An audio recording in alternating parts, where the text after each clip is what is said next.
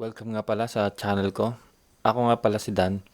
Ngayon, mag-unbox tayo ng Envade Tank G.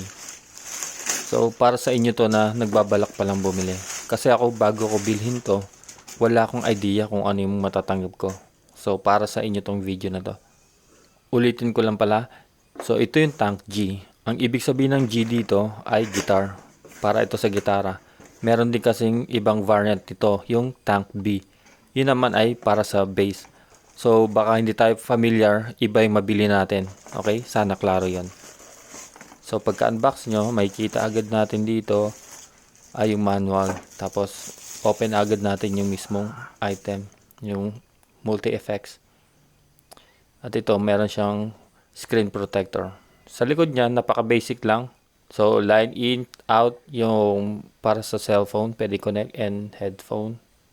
Siyempre, yung USB Type-C para sa computer and switch on and off. Ito nga pala yung mga knobs niya, kung ano yung mga function. So, napaka-basic nung ano niya, ng mga knobs. Tingin ko na madali lang siya gamitin. Tapos, nandito yung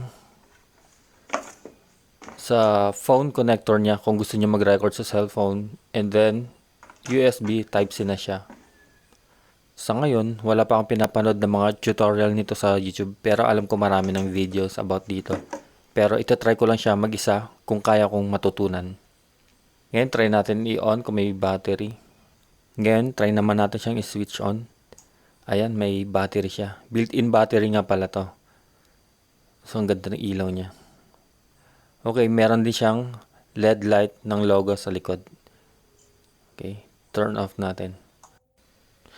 Try naman natin close-up view nung sa likod. I-switch on natin uli. Okay. So, ito yung on and off niya. So, i-switch lang natin. Switch on. Ayan, ang ganda ng ano niya. Makikita mo yung Envade na logo. Nagbi-blink din siya.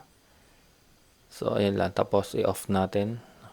So, bali ginamit ko na to sa pag-record ng kanta. Bali, kinonekta ko siya sa laptop through USB recording. So, ito yung intro lang. Sample lang ng nagawa kong kanta. Kung gusto niyo mapanood yung buong kanta, i-click nyo lang yung link sa baba. Okay? Maraming salamat.